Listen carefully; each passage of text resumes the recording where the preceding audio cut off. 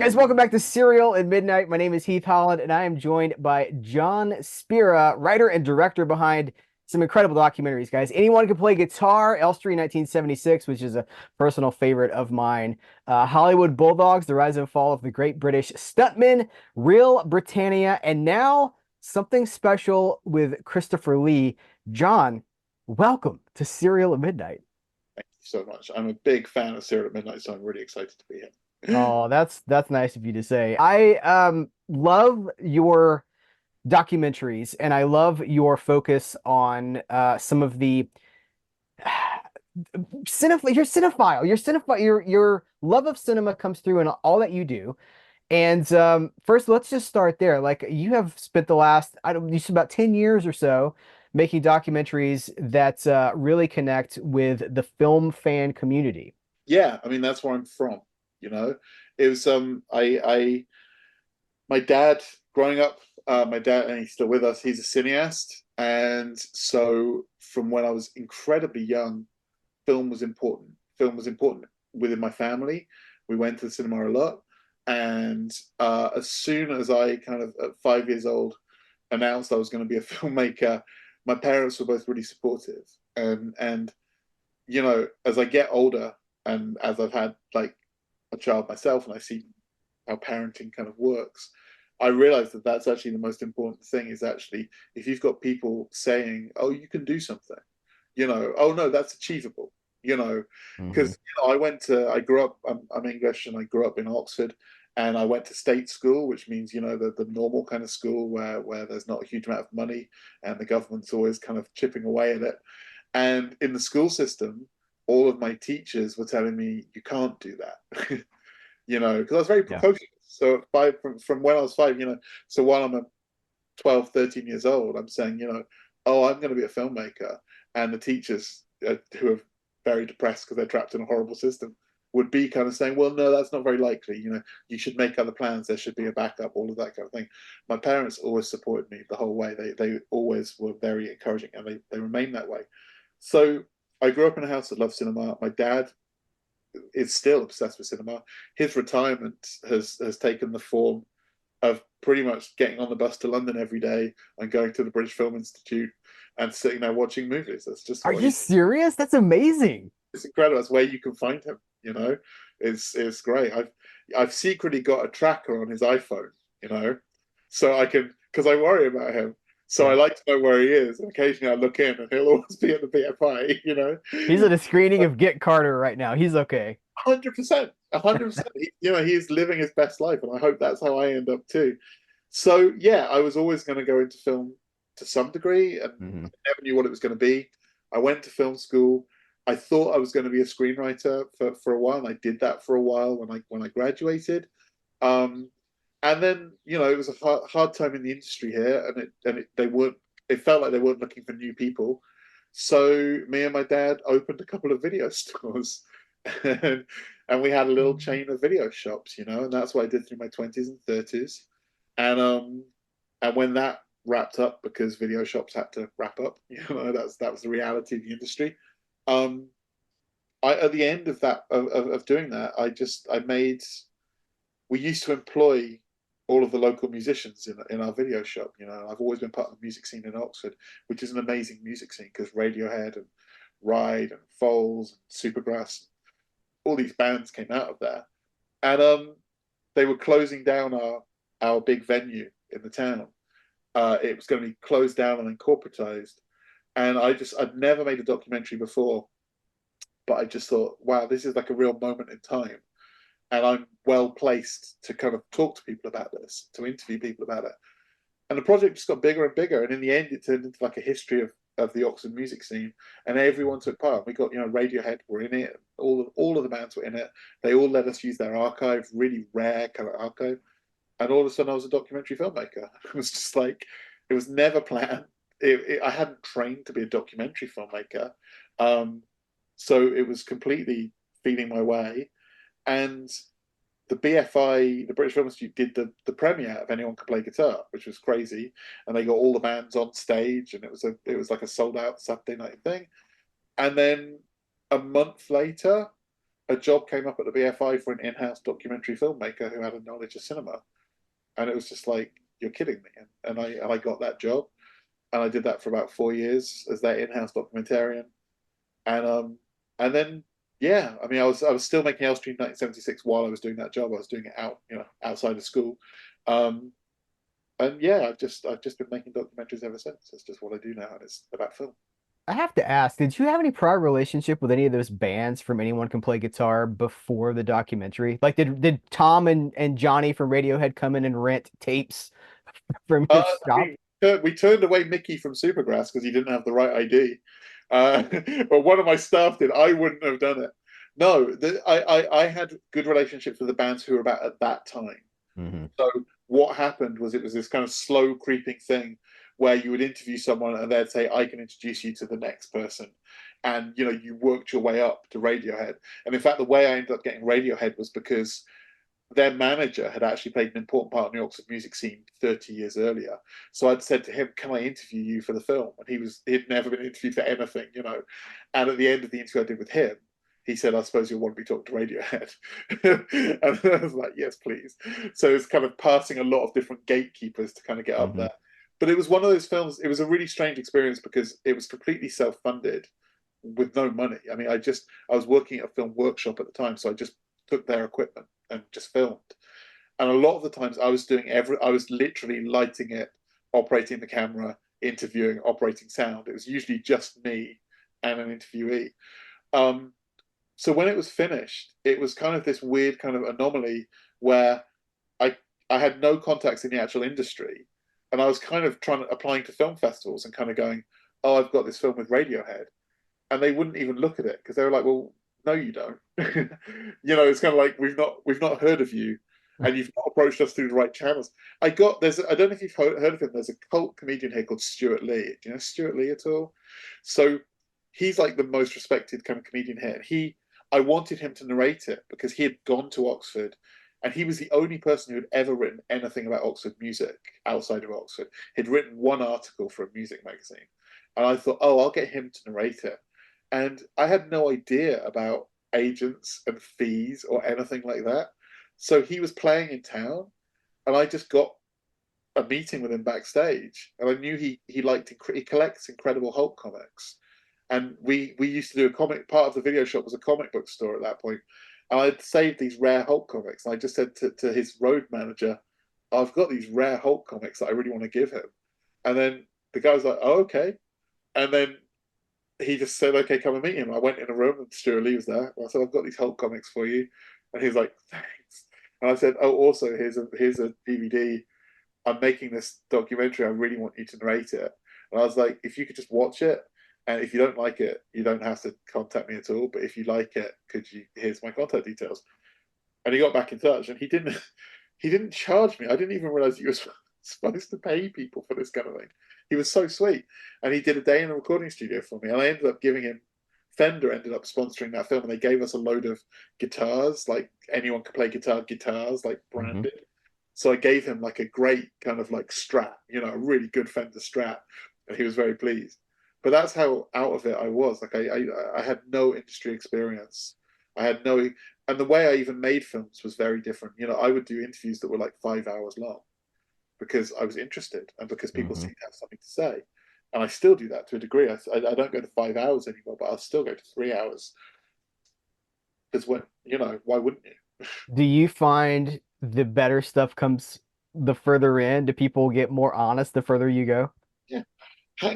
My producer Hank always says that my interviewing style is I let people tell all of their anecdotes, and at the point where they're sat there with a thin layer of sweat, wondering what the hell I want from them, that tends to be when they actually open up, when they've told all their stories and they've got all of the kind of the kind of autopilot stuff out of the way. Hmm.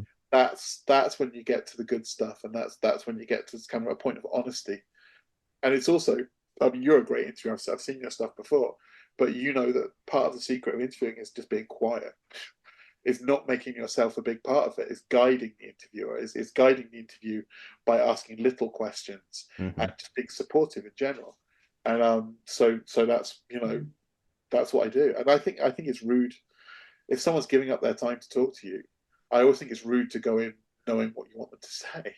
Yeah. You know what I mean? Like, and you Yeah. close so many doors. If you have the arrogance to go into an interview thinking, "Oh, I know what their stories are, and I know what I want them to say," the film can change whenever we make films. Each interview, as it goes on, you see the film itself changing. You go, "Oh, that's opened a door that I'd never thought about before." You know? I think about something like Elstree 1976, which ostensibly is the story of Star Wars before it became Star Wars, the process of this thing forming when no one believed in it.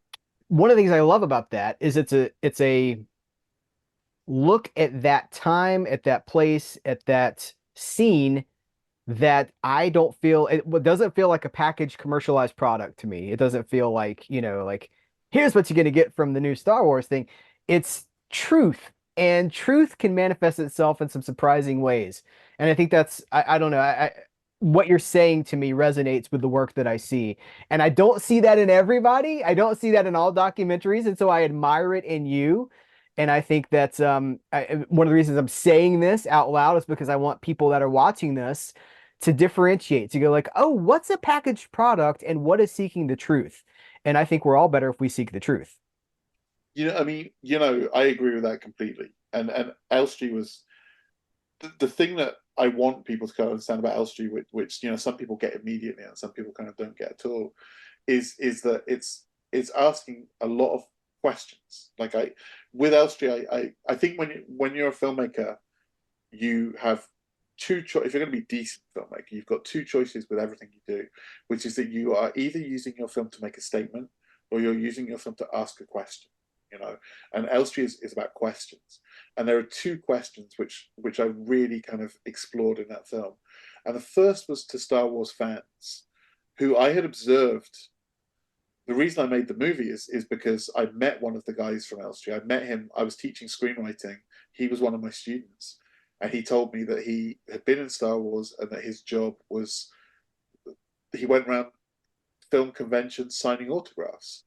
And I was just like, wow, And it turned out that you can only see the back of his head in Star Wars. That's all you can see of him in Star Wars. But he can still go any weekend of the year. He can go anywhere in the world where there's a convention, and he can make some money signing autographs. So I went along with him to one of these conventions and spent a weekend with him, and it was fascinating. Like just the life. And I could see he was part of a community of people who lived this way. People who had been in Star Wars for one day and it had gone on 30 years down the line to define their lives and to shape their lives. That amazed me. But one of the questions I was asking in that film was kind of asking the fans, what do you want? Like, what are you looking for? Because at the point where you are looking for an autograph from someone who literally just stood on that film set, like, what are you looking for? Like, fandom has got to this point. It's like a granular level. So I wanted to say to them, okay, let's push that even further. I wanted to say to them, let's get down into the. I mean, there are books you can buy about Star Wars, which the Rinsler books, which are not bad books. They're great books. He's an amazing writer. Yeah. But it will tell you what was happening on set every single day. Like that's how far it gets into the information. Mm-hmm. So I kind of wanted to go, okay, let's go to the micro level. Let's look at the smallest contribution on the set of Star Wars, which is someone who doesn't care, who's been hired because their job is to stand on film sets with helmets on. Let's look at that person and let's see what value you are seeing in that person. And there were two things that interested me about that. First of all, when you take Star Wars down to the macro level, it was made in North London, which is where I live. I'm not too far from Elstree here. I've got friends who live in Elstree. It's a shithole. Elstree is it's the worst place. I mean, it's not a shithole. Like, it's not like there's no crime, but it's a suburban nothingness. And they tore down half the studio and built a supermarket there. Like, most of the stages where Star Wars was filmed is now a supermarket. And in fact, now they don't even make films there. They make TV there. They make Strictly Come Dancing, which is a dancing show is what's made there these days. So like when you boil it down, it's like how far down are you going to go? And the thing that really interested me when I actually started meeting the people who we interviewed was that when you take Star Wars away from them, nobody gives a shit. Okay. So the best example of this is Anthony, who is a dear friend of mine now. I've stayed in touch with all of the guys from Elstree. We really formed a relationship, But Anthony is, well, at the You're time. talking about Anthony Daniels, right? Oh no, I'm talking about Anthony Forrest. Okay. No, Okay. Just to no, clarify. no, I'm talking about Anthony Forrest, who was part of that generation in the 60s and 70s of North American actors who were living in London. So they got employed by all of the big Hollywood films that were filming there to be extras and to become small roles. Anthony, at the time that he was living here a few years ago, he's in Germany now, he was a busker. So he was on the London Underground, he was in tube stations, playing his guitar, singing songs, right? And I'd go down there with him. He was great. He's a really good musician. And every time a tube train emptied, everyone would just fucking ignore him. They'd just walk past. A few people would chuck a coin in. But in every train, you'd see these guys in Star Wars t-shirts, right? And they look at him like, why do I care? It's an old guy busking in the underground. I don't give a shit. But if you say to them, yeah, but one day, 40 years ago in Tunisia, he put a helmet on, and now he's a stormtrooper who said these are not the droids you're looking for. All of a sudden, he's the most valuable guy in the world, and you're going to pay him 30 quid for an autograph. And that's fascinating to me. So what Elstree does is it kind of says, yes, these are the people who were in Star Wars, but that was the least interesting thing that happened in their lives. Here's the story of their lives. These are 10 individual people who lived fascinating lives. And the point at which they converge is Star Wars. And that's interesting. It's interesting that that's where these 10 very different lives converge. And then they all go back out into the world. And then 30, 40 years later, suddenly fandom has roped them all back in. Mm-hmm. And that's done different things to them. And some of them, it's affected their mental health in terrible ways.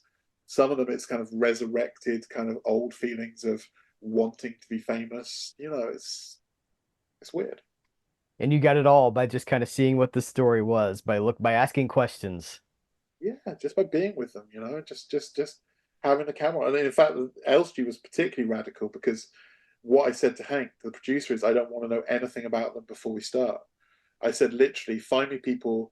The remit that we had was they had to have been in the original Star Wars and they had to have had their face obscured by a mask or a helmet.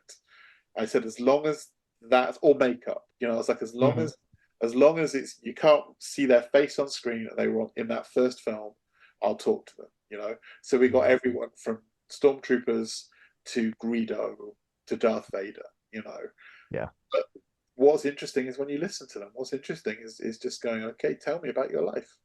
What's important to you, and you get all these stories, the stormtrooper who banged his head, which everyone loves. Oh, it's the stormtrooper who banged his head. That'll be a fun story.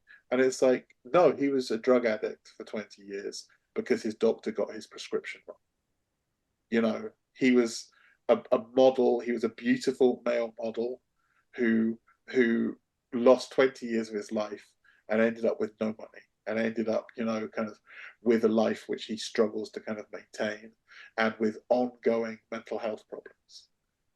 That's way more interesting than, oh, tell me what George Lucas was like. Because we know what George Lucas is like. Faster and more more intense. Very well documented. Yeah. Yeah. If no one's told you this, I want to say thank you for making that documentary. Thank you for watching it.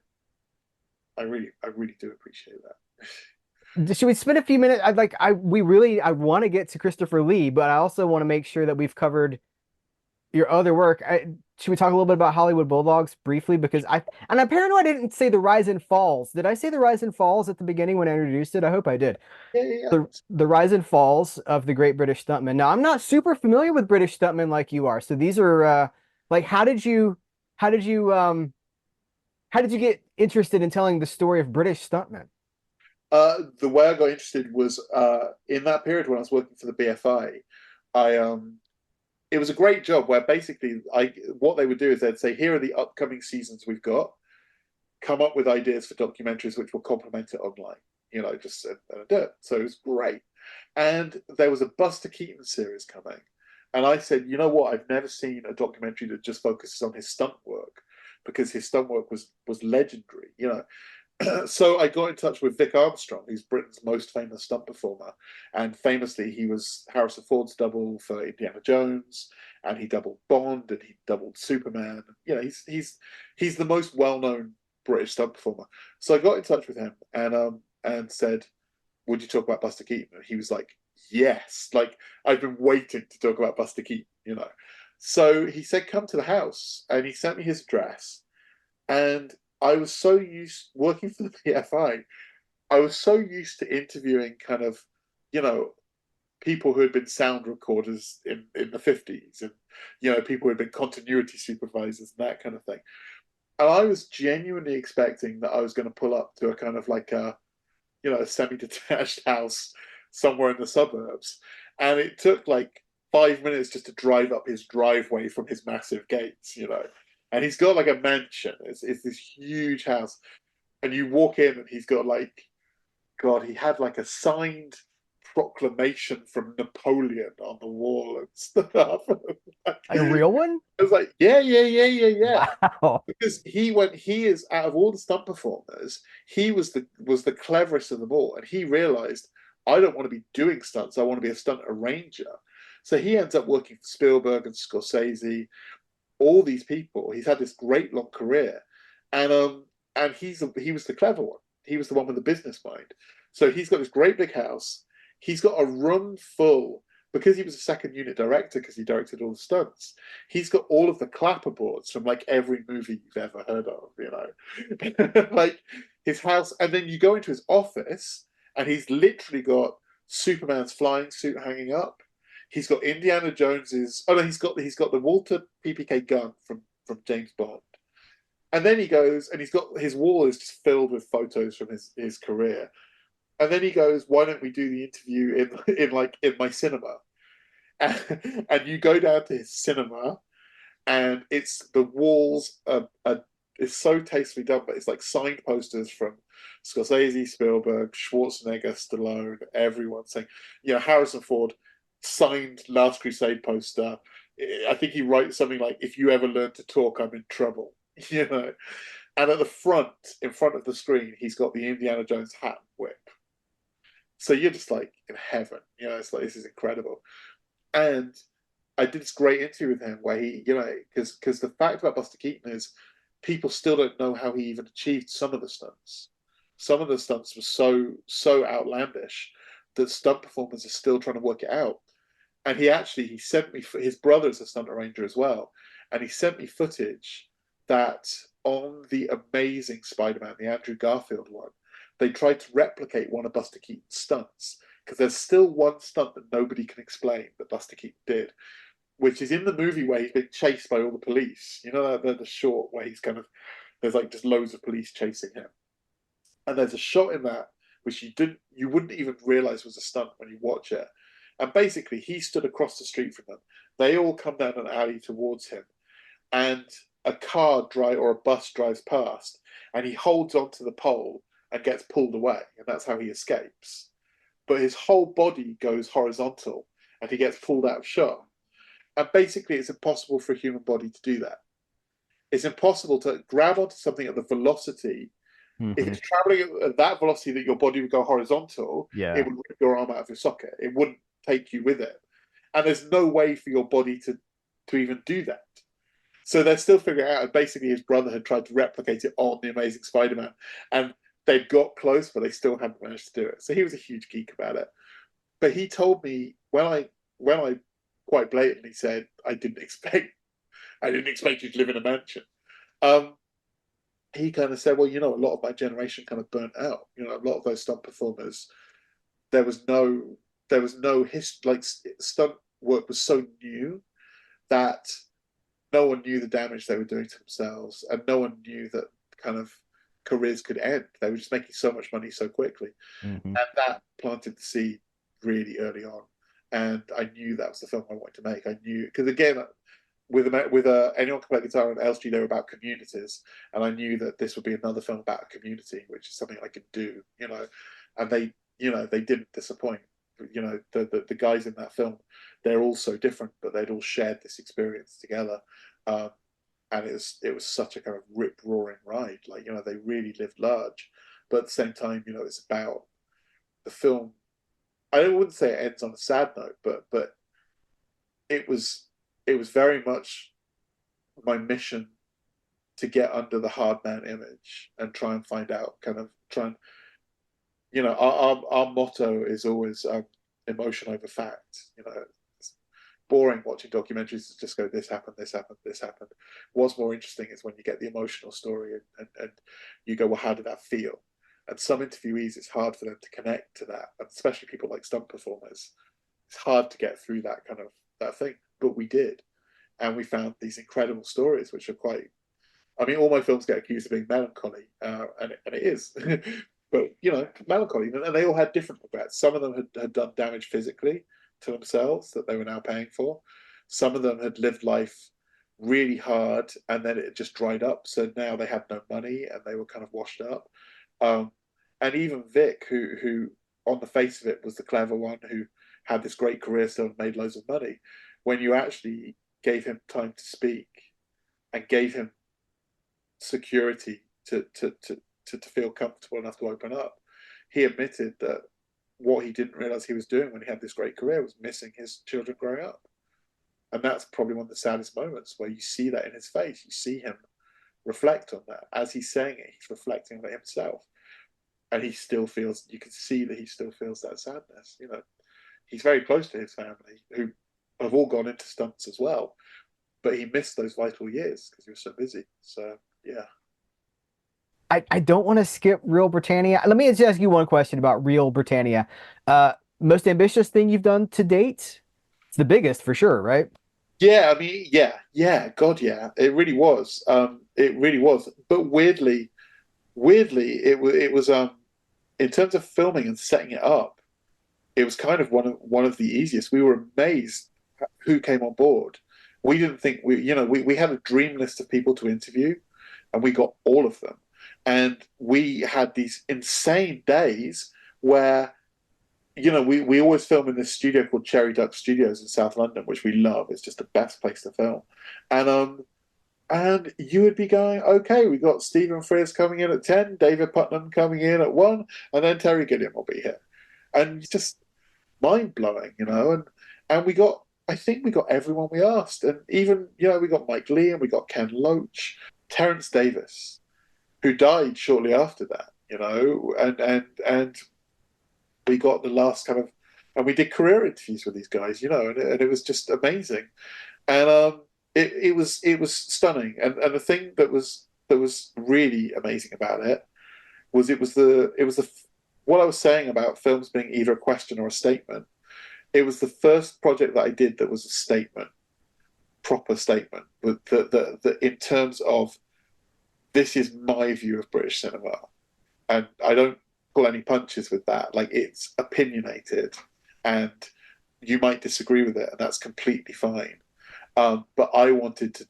It was a rare moment where Hollywood Bulldogs had performed very well, and we were working for BritBox at that point. We were producing stuff for BritBox, and they literally said to us, "What do you want to do next? What do you want to do?" And that never happens. And that's the only time in my career that's happened. And I said, I want to do the history of British cinema. Like a little thing like the history of modern history of British cinema. And they were lovely. They were completely supportive, but they didn't ask to see scripts. They didn't have any kind of editorial input. They just trusted us. And I'm so proud of it, because it's me. It's my voice. I hired the comedian Nick Helm, who is amazing, because his voice sounds like how I think, if that makes sense. Like, a lot of filmmakers these days like to be in their own films, and they like to narrate their own films. And it really kind of fucks me off, because it's like, you want to get a professional for everything.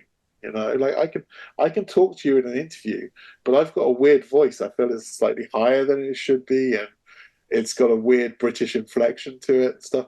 Like I want it, even if it's my words, I'd rather a professional vocalist deliver them, you know? So Nick was amazing.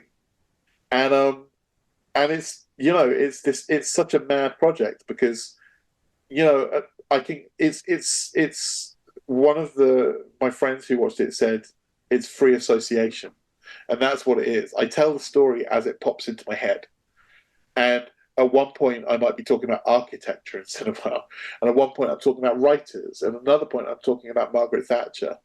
And it's a socio-political look at film as well. And it's contextualizing what was happening. The idea that cinema was reflecting society, and society was then reflecting cinema as well, because cinema was they were kind of mirroring each other for a period in the 60s and 70s. And it was great. And I'm so proud of it. I think probably out of everything I've done, I think it's probably the thing which I'm most proud of, and which many years after I'm dead, if someone found it, it would be the truest distillation of me and my opinions. So it was incredible. And then to be able to pepper that with interviews with absolutely legendary filmmakers, and to be able to interview them in a manner, most filmmakers only get interviewed when films are coming out, and they're being interviewed about the films, or being interviewed about their most famous film retrospectively. And it's so incredible to just be able to let people go loose and just let people just talk about life and the industry, the job and the work.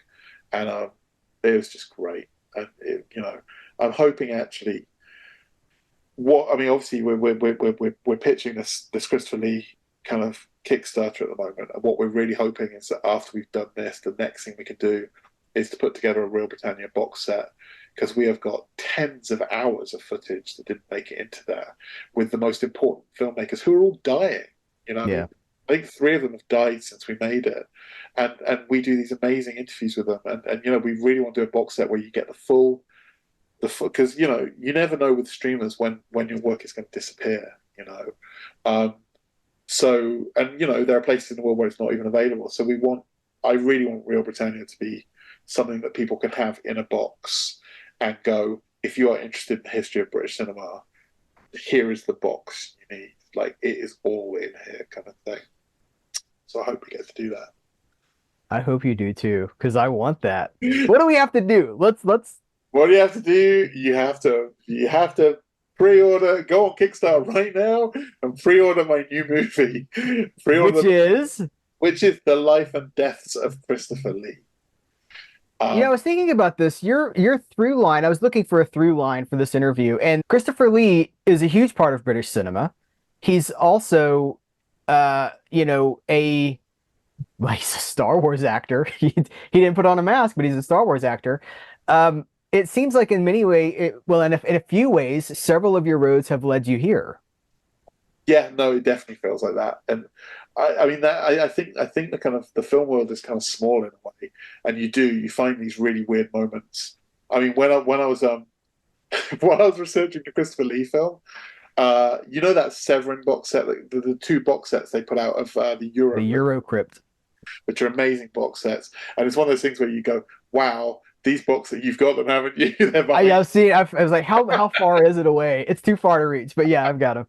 And the thing that's amazing is they're great box sets surrounding some pretty awful films, But in one of those awful films, and I can't remember the name of it, it's the one where he's going in and out of sex shops in Amsterdam, where he's an author, and I put it on. And if you're making a film about Christopher Lee, seriously, you've got to watch a lot of bad films. And I'm not. He admitted as much in his career. He made a lot of bad films. But I put it on, and it starts with like a terrible party scene. He doesn't come in until 20 minutes into the film. So it starts with like his terrible party scene as like a teenager.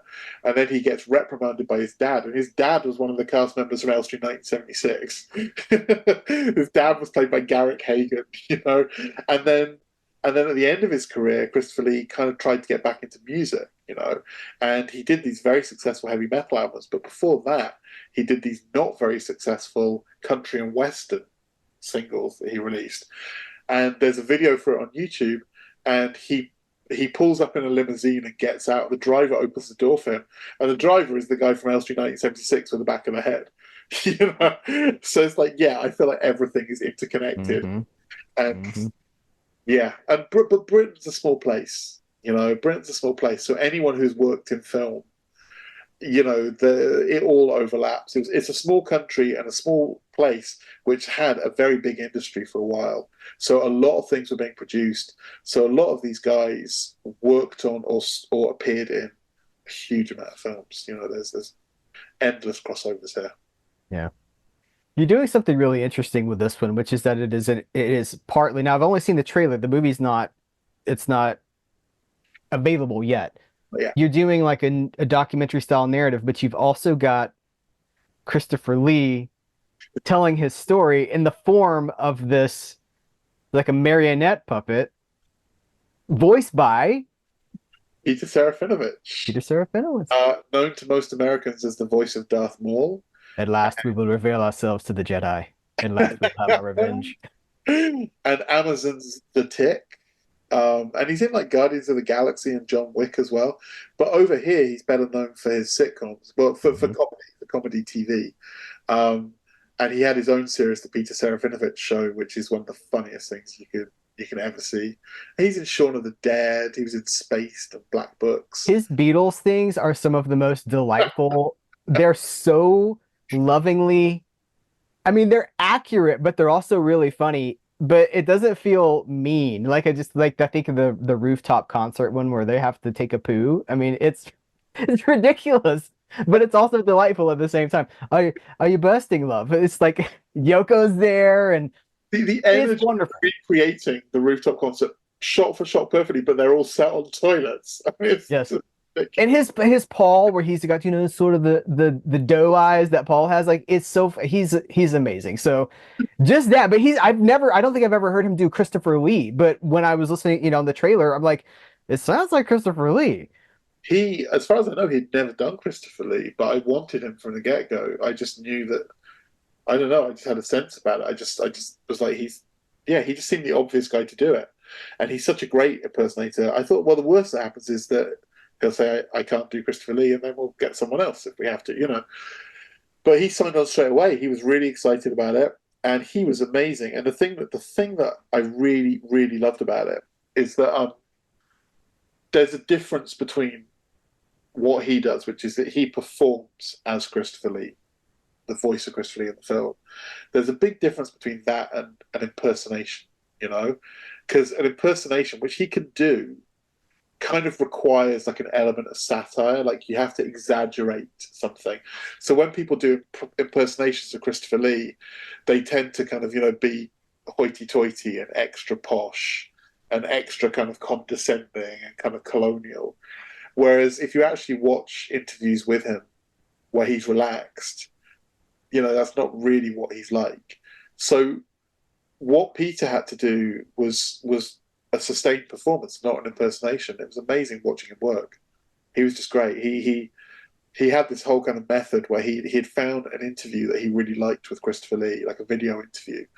And as we started each section of recording, like if it had been after a break or if we were coming to a new session, he would watch the interview first, and then he would put it on again, and he would just talk along with it until he kind of came up to speed. And then once he was like, okay, I've got it, like I'm locked in, that's great. And then you could do, kind of easily kind of 45 minutes of recording where he could sustain the performance with the voice. So it's interesting. A lot of people have seen it and thought, oh, did you get a recording of Christopher Lee to kind of do this? And other people have kind of said, it's interesting because it doesn't sound like him in a kind of what you would expect kind of way, but it's very true to how he spoke, to his kind of patterns and stuff. And part of that was the writing as well. I mean, I wrote the script after a ton of research. I mean, we worked with the BFI on this, and they gave me so many interviews to go through. So much material, and he wrote autobiographies as well. He did kind of, well, it's kind of the same book published 3 times, but it is kind of slightly different. But I had to get his voice into the script, and I had to and I had to go through a lot of footage of working out his vocal pattern. He spoke in a very particular way, which is that he would never really finish a sentence. He would deviate as he was saying a sentence.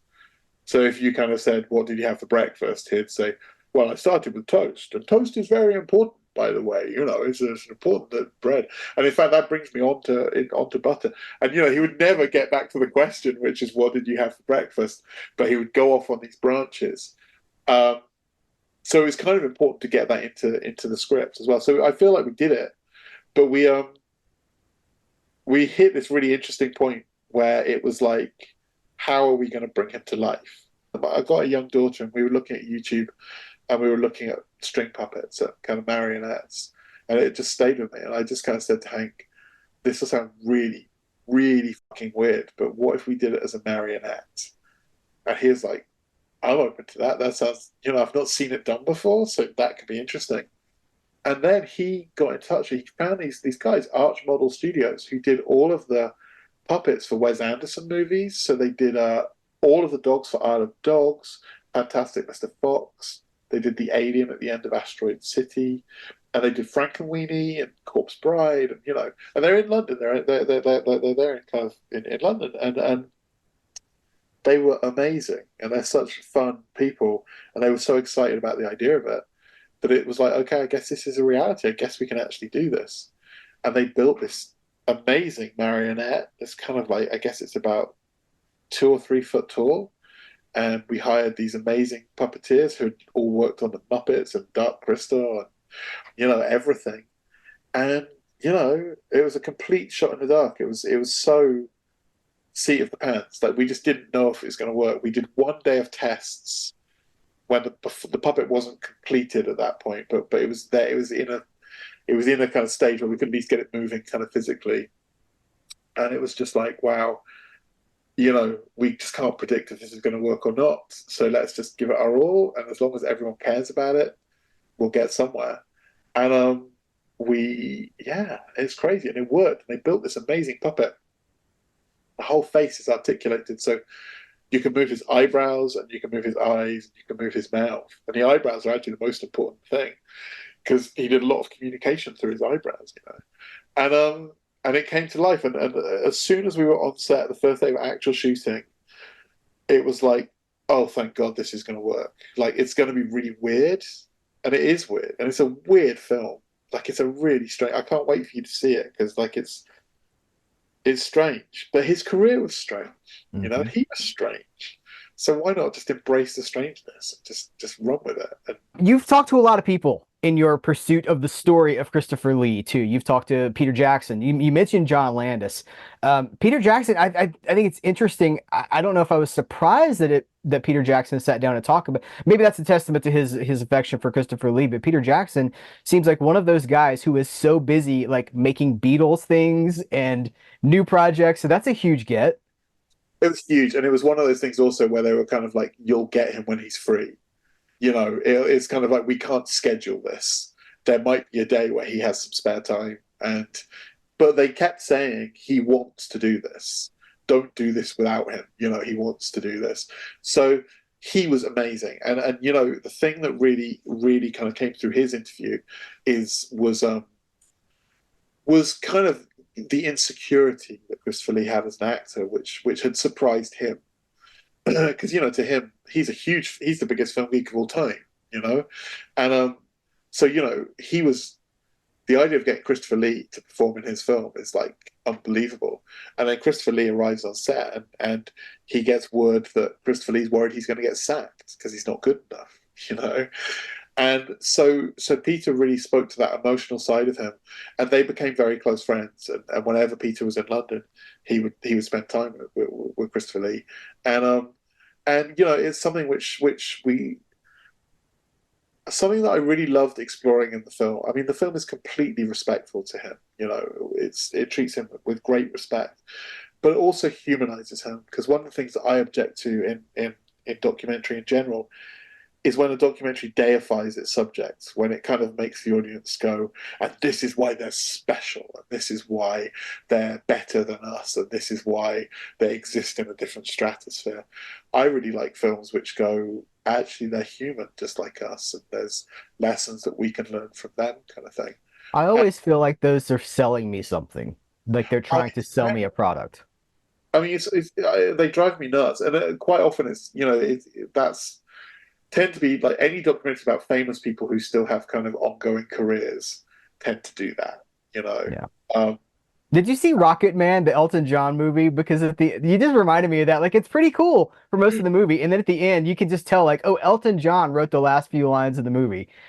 He was like, and he lives on, and he's still like shopping. Or I'm like, what?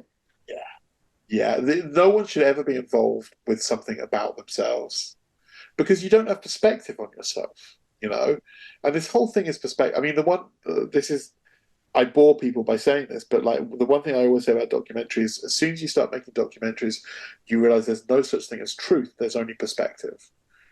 You know, there is no such thing as truth. Everyone will tell you. I mean, when we made Hollywood Bulldogs, I think four of them told the same story about a stunt that they all genuinely thought they had performed the same stunt. And it's like, I wonder who actually performed this stunt because they all said that they performed it. They all said same film.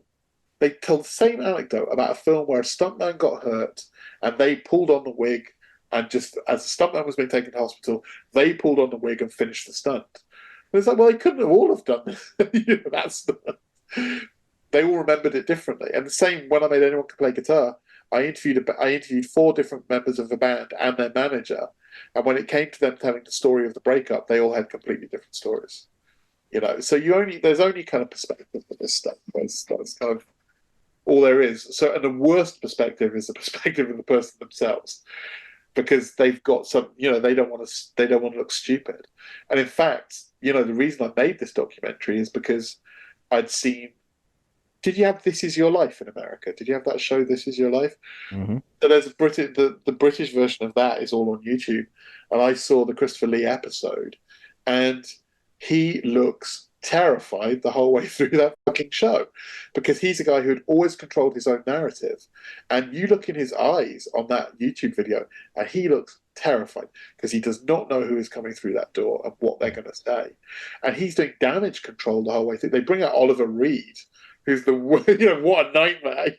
And if you actually listen while Oliver Reed's talking, Christopher Lee is saying to those, "Oh, it makes for a good story." That's not it makes for a good story. And at the end, Oliver Reed says, of course he always wanted to be an opera singer. And Christopher Lee's like, wanted to be? I was an opera singer. So he's doing damage control the whole way through it. And that was really interesting to me, the idea of someone who's controlled their own story. And we play with that in the film because you have the puppet. Everything the puppet says is based on interviews that he did or his autobiography. So the puppet will always be true to Christopher Lee's version of events. But then the interviews, they might contradict that. Gently, respectfully. Yeah. But they give you a different aspect on what he's saying. So, yeah, we incredible. That notion. That's it. That's really incredible. You found a way to do both. You found a way to have, even though Christopher Lee's not here, you found a way to have his perspective represented and to also tell other perspectives. See, you've taught me about truth. I think I've even in this interview talked about truth.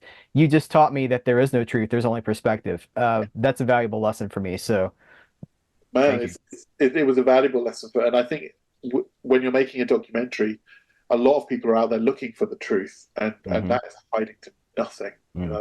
I mean, we live in a media age, and right now we've got so many things that are going on around the world where we really don't know what the truth is. We are really given radically different perspectives from different media sources and stuff, and it's not enough for us.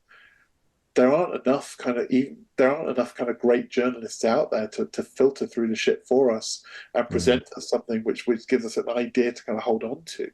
So more than ever, the age we're living in, the notion of truth and the notion of the kind of the validity of information, even if it comes from the horse's mouth, is something that we have to really be. I mean, I don't think it's helpful to be cynical, but I think you have to always be questioning. That's good. Let's hit some names because we took Peter Jackson, John Landis, Joe Dante, Caroline Munro is in this. Aaron Huge, Monroe, lot of fans out there for yeah. Um, yeah, and 2000. Harriet Walter as well, who is she's a very famous actress over here. She's a Shakespearean actress, and she's in Succession, Ted Lasso, huge things. But she was Christopher Lee's niece, and a lot of people don't even realize that, and they were really close. So like, she was a tremendous interview. Um, Dave McKean is that's a big one. Dave McKean, Dave McKean, Dave McKean made a whole chapter of this film by himself. I mean, like, so because of the nature of the story, the film splits into chapters very easily. And I decided that I wanted each chapter to be really different, to be a different style. So we got different animators in, we got different illustrators. We each section of his story feels different. And I about 4 years ago, I self-published a book about Georges Méliès, the kind of silent filmmaker. And Dave McKean ordered a copy. Like, I do all the mail order myself. I completely do self-publishing of my books. And Dave McKean ordered a copy. And I was like, oh my God, Dave McKean. So for people who don't know Dave McKean, he is probably best known as the guy who did the cover art for all of Neil Gaiman's Sandman, original Sandman series. He did the art for Arkham Asylum. So he did these amazing graphic novels in his very specific style that he does, which is very kind of identifiable. And then he went and did, he did like album covers. He did like that Counting Crows album cover for This Desert Life, and he's made films. He made a film with Henson. He made like Jim Henson Productions. He made Mirror Mask. Done a bunch of short films. What was the other one he did? He did it a couple of years ago. He's a really interesting guy, anyway, and he's so talented. So he bought a copy of the book, and I saw it was Dave McKean. I was like, oh, wow. So I sent him a message saying, weirdly, that one of my best friends, who sadly took his own life, was obsessed with Dave McKean's work. And I basically said to Dave, listen, I'm upgrading you. He'd ordered the book, and I said, I'm going to send you the box set, because the book comes in you get a wooden box set version as well.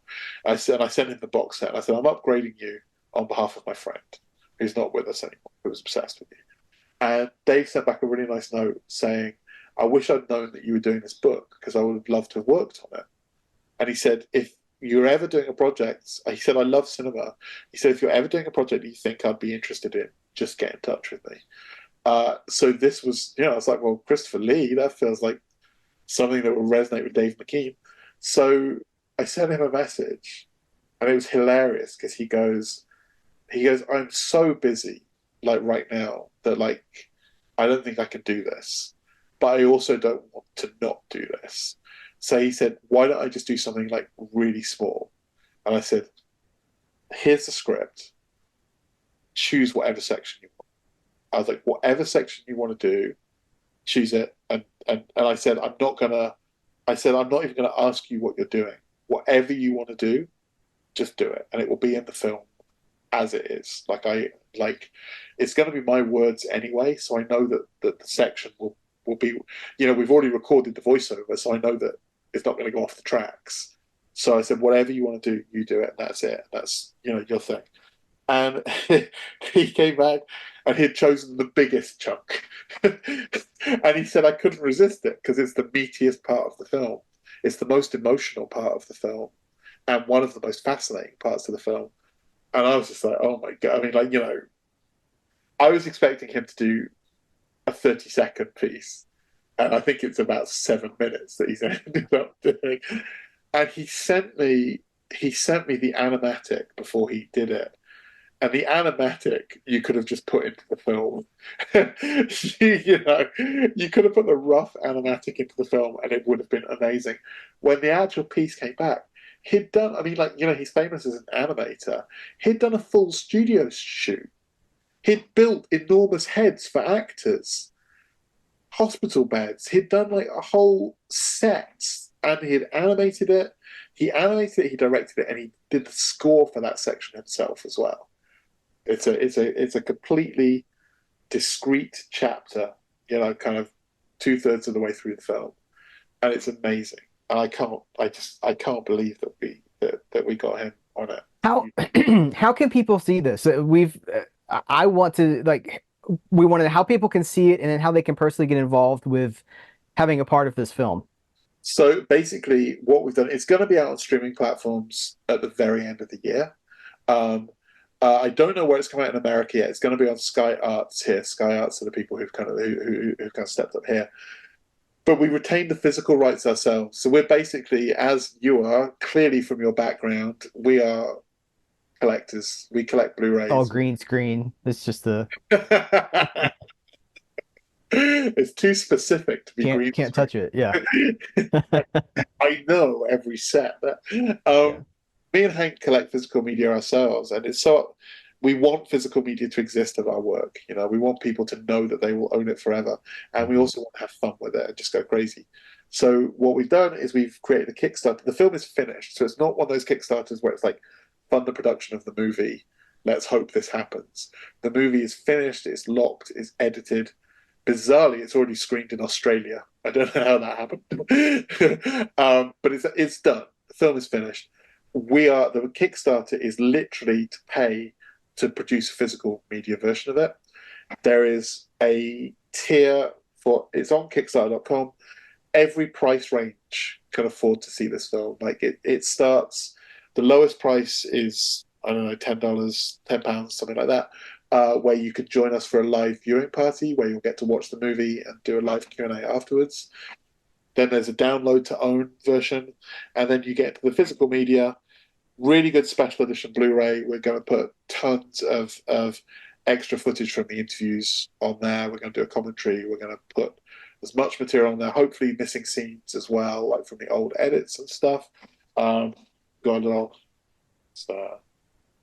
although it doesn't actually exist yet. So that's Slapshot. Hey, wait a minute. There's a deluxe Blu-ray package where you also get kind of really amazing prints, limited edition prints from Johnny Greenteeth and from a couple of other people. And then the big banana is the box set we're doing, which is a coffin. And it comes with a book with new writing about Christopher Lee in the book. It comes with all the stuff you'd expect: art cards, stickers, badges. And then the coolest thing is Arch Model Studios, who made the actual puppet for the movie. They're making death masks of Christopher Lee for the box set. So you will own and they've never done this before. They've never done something kind of commercial like this. So these are the guys who actually, have worked on all these amazing movies. They're producing it in-house. They're designing it, making it, and actually manufacturing them in-house. Completely limited edition. It's going to be a numbered box set. So the only way to get it is now on Kickstarter. We've got 14 days left on the campaign. I think we're already about 60% funded on it after the first week or so. But this is going to be the only way. The box sets are going to be numbered. We're only going to produce basically as many as we sell on Kickstarter. And then that's going to be it. Don't want to miss it. That's the thing. You don't want to miss it because when it's gone, it's gone. And you know what? Even if you hate Christopher Lee and even if you think I'm a terrible filmmaker, that box set is going to go for a fortune on eBay in about 6 months' time.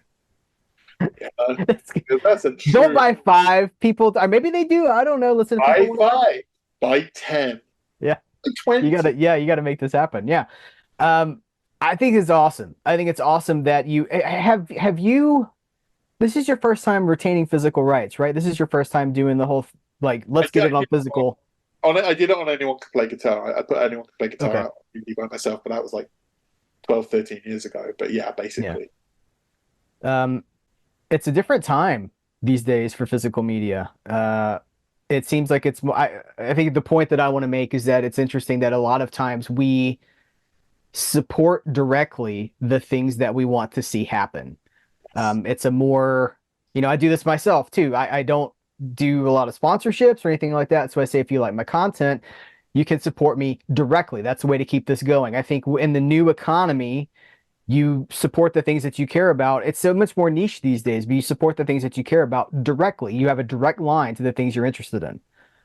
I think that's 100% true, and I think that as we're you and I are film fans as well, and I think we have to adapt to this being the new future as well. We have to adapt to actually engaging with the people who are making the films themselves, to following them on social media, and to understanding that if you're not at a certain level right now, of kind of a high budget level, it's going to be harder to make stuff, and really crowdfunding and self-publishing is going to become the norm, I think, for this kind of more niche kind of thing.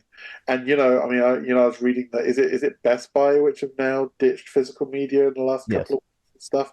Mhm. So the only place that you're going to be able to get this stuff is going to end up being Amazon. And the labels. I mean, who knows what's going to happen? There was a whole thing in this country. What's the film? The film that came out recently, All of Us Strangers. All of Us Strangers. Do you know that film? No. Watch it. It's on Okay. Disney. Amazing. But basically, it won all the awards.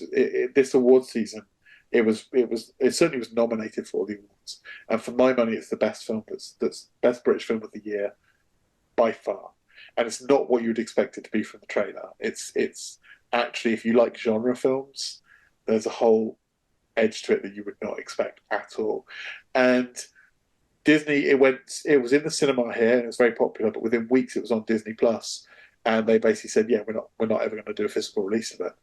And actually, they've changed their mind now because it's performed so well. It is actually going to come out as Blu-ray. I'm not sure if it's limited or not, but they said it. They said no, there's no plans for this to come out physical media, and that scares. As someone who collects cinema, that scares the crap out of me. That the idea of not being able to watch a film you love whenever, knowing that you've got a copy in the bank, and especially, didn't Sony do a thing where people who downloaded to own movies, they just suddenly disappeared? They did. Then they ended up, when social media was like, "Excuse me," they backed off and they were like, "Never mind, never mind." Oh, okay, I hadn't seen that part of it. Yeah, But it's an inevitability. You know, yeah. if you love cinema, you have to love physical media, and I think we are moving to a point where you have to be in touch with the filmmakers. You have to follow them and be aware of what they're doing and what's going on, and not miss out on opportunities like this. And it's a real look, man. I don't like to I don't like to toot my own trumpet, but I'm really proud of this film, and I know, as someone who loves this kind of shit, I know it's a good film. I know people are going to get a really, really, real kick out of it. So yeah, I encourage people to go to Kickstarter, search for Christopher Lee, and the film is called The Life and Death of Christopher Lee, and get involved with us. And the great thing also is that even if you haven't got any money and you just sign up to to get updates, and you just sign up to follow us on social on Kickstarter, our future projects you'll hear about. And maybe if you're not into Christopher Lee, the next film is going to be something you would be really into. So either way, it's worth kind of trying to follow us and see what we're doing, because if you like cinema, something we do is going to click with you eventually. I'll put the links in the description of this episode, but where else do you want people to follow? Where do you want them to go keep in touch with you? I mean, that's probably that. I mean, following us on Kickstarter is probably the best place to kind of be aware of what we're doing, kind of professionally. I'm on Instagram as @VideoJon, which is John without an H, so just Video JON. And I'm on Twitter as the same, but that's kind of that's not just me as a filmmaker. That's also just kind of me as a kind of person. There's a lot of film geeky content on there and stuff. But that's who's watching. That's who's checking this out. So they're gonna be your people. Yeah, they are my people, and I'm their person as well. I like, we're all a community. Yeah. That's what it boils down to, and I like the fact that we're at a time when there's less of a separation between filmmakers and film watchers. We're all part of the same ecosystem, and we have to see ourselves as that as well. It's I'll keep making, if you like kind of thoughtful stuff about movie history and movie culture, I will keep supplying you with that. But you have to keep kind of watching it and supporting it, the little ecosystem. Yeah. Very well said. This has been beyond enjoyable for me. This has been educational. This has been fun and funny, but also um, occasionally touching. And this has just been an incredible time to spend with you. So thank you so much for being here. Thank you, man. I've really, really enjoyed this, and let's do it again soon. Just about something else, just to have fun and have a fun chat. Yeah, let's just talk about some movies next time. Just to like just fan out about some stuff. I would love that so much. That'd be amazing. You can see behind me, like I'm one of you, one of us.